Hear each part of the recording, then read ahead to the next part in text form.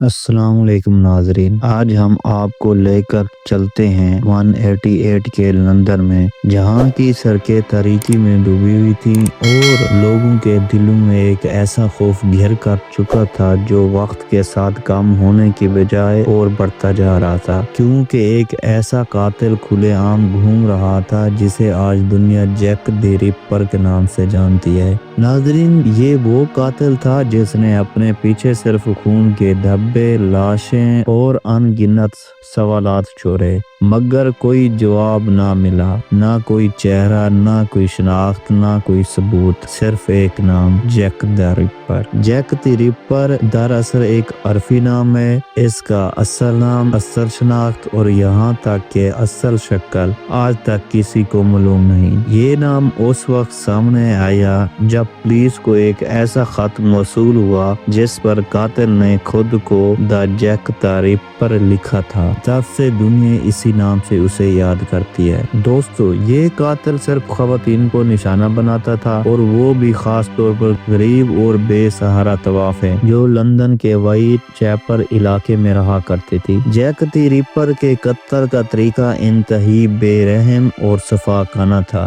वो अपने शिकार को चाकू से न सिर्फ कत्ल करता बल्कि उनके जिस्म के अलाब भी काट देता। बाद केसेस में खवातीन के जिस्म से गुर्दे और दीगर अज़ा निकाल लिए गए थे। ऐसा लगता था जैसे कातिल को इंसानी जिस्म की साख्त का मुकम्मल इल्म हो, जैसे कोई डॉक्टर, कसाई या अनाटोमी का माहिर हो। दोस्तों, ये सब कुछ वो लंदन की इन गलियों में करता जो रात के वक्त सुनसान हो जाया करती थी। इस वक्त के लोग कहते थे जैसे ही रात होती लंदन की फिजा में एक खौफनाक खामोशी छा जाती थी। तारीख में जिन 5 खवातीन को जैक द रिपर का यकीनी शिकार समझा जाता है, उनमें शामिल ये नाम है।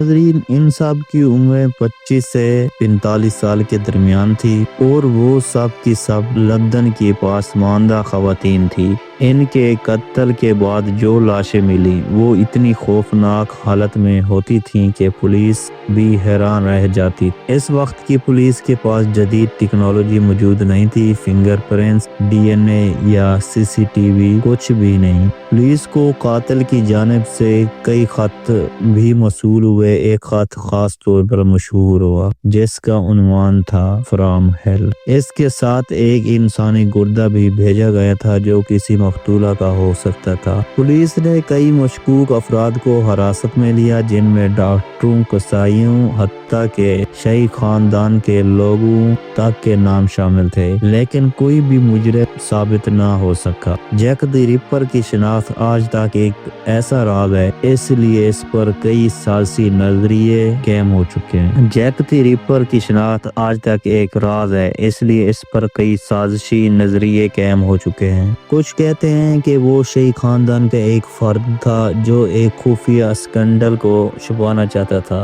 कुछ ने दावा किया कि वो फ्री मैसन का रुकन था और इसके कत्ल दरअसल मजहबी या सियासी वजूहत मबनी थे। कुछ ने इसे डॉक्टर या मेडिकल स्टूडेंट करार दिया क्योंकि इसके कत्ल में अनाटोमी की मुकम्मल समझ नजर आती थी। मगर नाजरीन, सच्चाई ये है कि आज तक किसी भी नजरिए को मुकम्मल तौर पर साबित नहीं किया जा सका। जैक द रिपर के जुर्म ने पूरे लंदन को हिला कर रख दिया था। लोग रात को बाहर निकलने से डरते थे, खवातीन ने घरों से निकलना बंद कर दिया था और लंदन के अखबारात रोजाना इन खबरों को शह सुर्खियों में छुपाते थे। आवाम पुलिस पर भी गुस्सा थी कि वो कातिल को क्यों नहीं पकड़ पाई। कुछ लोग खुद सड़कों पर निकल आए ताकि कातिल को पकड़ा जा सके। जैक द रिपर सिर्फ एक कातिल नहीं रहा, वो एक ऐसा नाम बन गया जो खौफ, तजस्सुस और पुरअसरारियत की अलामत बन गया।